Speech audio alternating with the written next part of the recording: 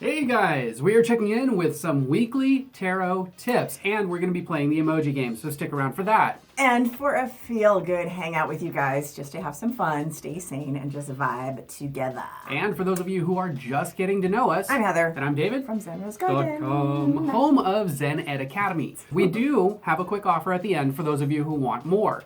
As well as some free stuff, because we always bring the free stuff, just to say thank you for hanging out with us. As you guys come on, let us know that you're here with a hashtag live tribe. Or if you are watching on the replay, give us a hashtag replay fam. If you have any questions as we go, drop them in the comments. As we go through the tip of the day, you pick the emoji that you think fits that tip best, and we will pick our favorite at the end and pull a card for the winner. I love pulling cards for people. It's so much fun. But we want to talk, here's our tip of the day. We want to talk today about questionable questions in a tarot reading. Like, here's an example, like after you break up with your ex and it's really fresh and it's like, right? And you run to the nearest tarot card reader and ask, does he miss me? Does he miss me? Or does she miss whatever? Do they miss me? Do they miss me? And are they thinking about me? Raise your hand if you've done that dumb shit. No. Why is this a terrible question? And how can you reframe it? So first, obviously, you miss the person you just broke up with him. So I want to talk about why, though. It's like you're either still attached, which is obvious because you just broke up. Sometimes you stay attached for way too long. You get obsessed, and that's going to crazy town. But honestly, you're still attached after the breakup. This is not a strong question to ask a tarot reader, and here is why. You are going to get a weak answer. Number one. Right. But number two, you're going to get a weak answer because it's a third-party question. It's kind of like spying, speculating. It really is none of your business. And by the way, like I said, I'm not going to pretend I have never asked this question after a breakup of a tarot card reader. I have. Mm-hmm. But let's face it, we all have, right? All of us. Right. Or at least had the question. If you've never asked somebody or asked a tarot reader, at least have had the question in your mind. Don't pretend you haven't. I mean, but it is a natural question. So I want to take that out of the equation. It's a natural question. Don't feel bad if you've asked it. But that's not the point, though. Right. Because we teach the teachers. Right. When we are in pain, we just want the pain to stop. We want our lover back, right? We want all the good, and we want to feel good again. We want to go back to our normal state of being before the pain started, right? And that's just how the mind is working. Also, how the heart happens to be working in that moment. So as a client, you don't necessarily have the presence of mind to always ask the right question. So reframing this question lands on the shoulders of the reader. And many just don't know how, so they just go along with it, trying to make you feel better by giving you the answer that you've come in for.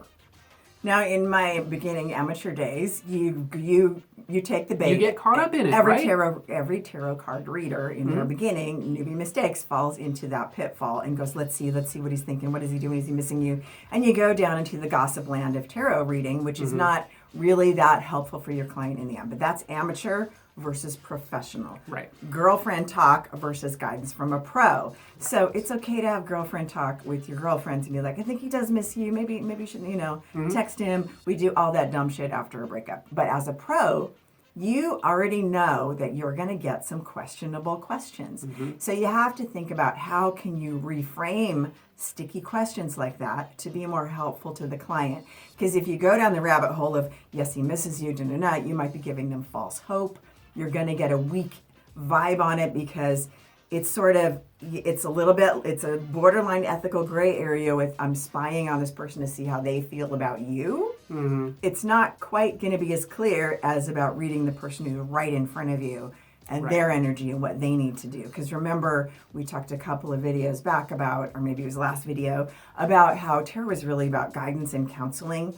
It's not so much fortune telling and spying. Right. Because we, as helpful people, want to help somebody else. You've got to look at the best way to help somebody else, especially when they have sticky questions like this that are coming in. They're in a traumatic state of mind, for example.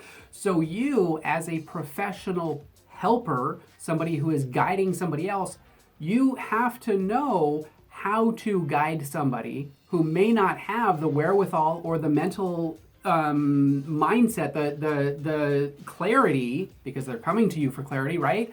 They don't necessarily have the clarity, so that's up to you to provide and restructure that question, what they're really asking, in a better way. And some suggestions for that might be, what can I do to move on in a healthy way?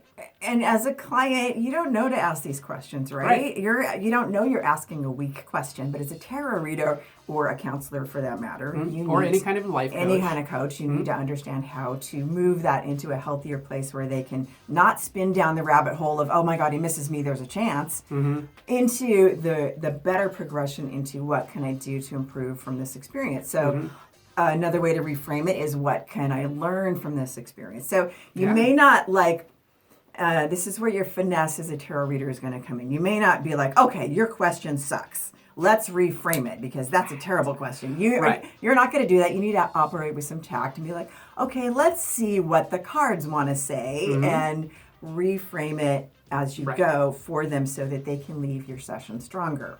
And I love Chelsea. She says, morning, my sexies. She's been stalking us. So what are some other ways that you can kind of reframe this for your client? Another way would be, how can I mend my broken heart? I feel like there's a 80s song in there or something. Or, the ever popular, how can I prevent my ex from filing a restraining order on me? Is that popular? That it should be, right?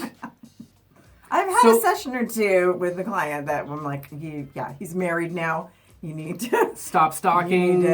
So true. Watch out for that restraining order. It's going to happen. You may have some legal issues coming up. That's a whole different Just reading. Saying. So then you guide the session with that in mind, not frantically trying to help your client to see in the mind of their ex. Yeah, and it's true. A lot of newbie. I guarantee you that every tarot reader has fallen into the trap of trying to help that client who has a broken heart. You need to have the presence of mind to help them reframe it. And I think this is important because it's a common one, right? This is, I think, one of the most common sticky rabbit holes you can go into with a client that, you're like, ooh, and you get yourself in trouble because likely they broke up for a reason, right? And you don't want to be a sense of false hope for this person. You want to help them move on. And if they move on in a healthy way, there's actually a better chance that they'll reconcile with that ex if it's meant to be, or they'll get a better relationship. Right. But if you spin them down the rabbit hole of obsession.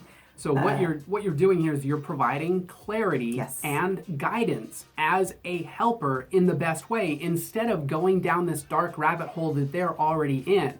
You can't pull them out if you dive in with them without your wherewithal, without your mental acuity, without your ability to guide people by knowing what you're doing. Okay? So I want to show you my favorite spread. This is my favorite read, not favorite spread. But no, this is my Stop Stalking Your Ex 3-card spread. I'm going to show it to you right now. Stop stalking. Actually, it goes like this. Okay, yeah. It's going to put it. It's flipped a little bit. This is my Stop Stalking Your Ex 3-card pull. Just if there's anyone out there that needs that today, I'm just putting it out there. Let's catch that one more time.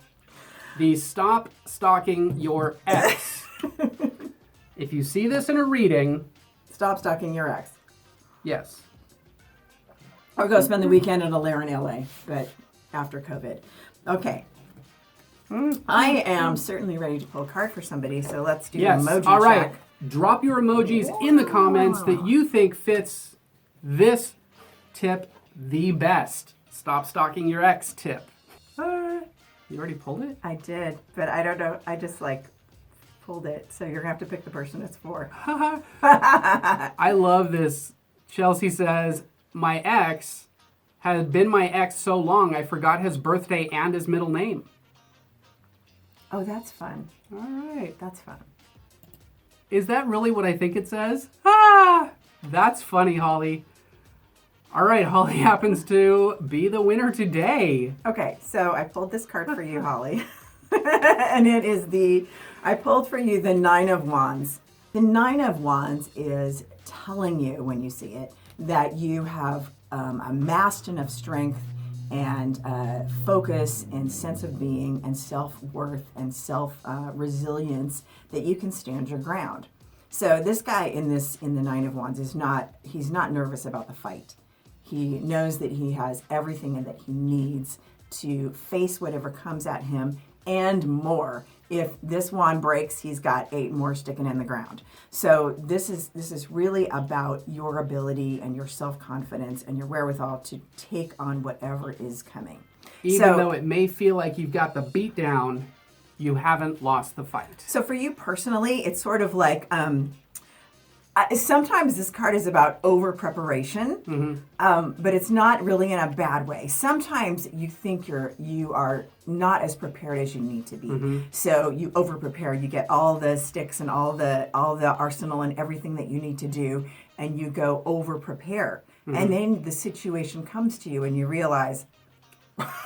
Yep, and Holly in the past has been an over-preparer in the past, but this card right now in this particular reading is more about you have prepared so much that you are absolutely ready. So take the action. And this is so not so much about taking action, because you are taking action. It's about, I'm not talking about this card itself is not necessarily about taking action. It's about you are about to take action if you need to. So sometimes the Nine of Wands is you have prepared so much that you don't realize. And this is the part that I feel, my reading, not David's reading, that you're taking action. I feel that you've prepared so much that you were exuding a confidence that you don't realize that you're exuding. So the Nine of Wands is about you have prepared so much and gotten so much self-confidence that you don't realize that you've gotten there when you've gotten there. Right. So for you, it's about, I feel like you're exuding this confidence that is just there that you don't yet see yourself. So in the Nine of Wands, often we don't see ourselves as strong as we have become. Right. So for you and for the energy of the card, sometimes you don't even need to fight the fight. Because people go, no, not gonna do it. I can't. You've gotten to that matrix moment where you realize you can stop bullets because you have prepared so much mentally. So it's sort of like you prepared for a threat, but the threat runs off into the bushes with its tail between its legs. That's the point I was trying to get to. I wasn't trying to engage. Tail threat. Right. So that you are free to take action in your world the way you want to do. Because the wands are about taking action for your desire in general, like David was saying. But the Nine of Wands itself is about you've prepared so much that you don't have to take the action because the action is a natural byproduct. What's the threat that's blocking my action? Or that's potentially blocking my action? But you've prepared so well that the threats are just skedaddling off into the bushes. So Ski-daddling. So that's, I think, what this card is saying for you. Ski-daddling. So hope that. Yes, Holly, let us know if that makes sense in the comments. So there it is. All right. So we do want to take a quick moment to tell you about that offer to join our online community where our Zen heads, like Holly and Chelsea, hang out, and where we, as of a couple years ago, teach all of our courses, including our comprehensive tarot course. So we opened our online school in 2017, where now we have this tribe of powerhouse students from around the globe who connect on the daily to learn and improve their skills 24 hours a day. 7 days a week, 365 and a quarter days a year. Zen Academy is a fully operational healing center that fits in the palm of your hand. If you want in, we made it easy to access not just one class, but over 21 seriously deep PhD-backed courses to binge on to your heart's content. And like Chelsea says, it's the best. It's super fun. Plus all the lifetime replays. Be sure to check that out in the description. I've also dropped in the comments, drop in the comments just for you guys. Since you guys have witched this far. Thank you for witching this far with us. But also, since you've watched this far, be sure to check out the goodies we've got for you. There's a link in the description below. If you like this video, hit the like button. Hit it hard. If you want to see more videos like this, be sure to subscribe. Boom. And spank the bell to turn notifications on so you're the first to know when we drop a new video or go live. And we know that Time is a valuable and precious resource, and the fact that you guys have chosen to spend that with us, we absolutely honor and appreciate that. But most importantly, that you guys are here to level up your mind, your life, and your skills and take everything to a whole new level. Be like Holly. Be like Holly, yes. All right, so thank you guys for joining us, and we will see you in the next video.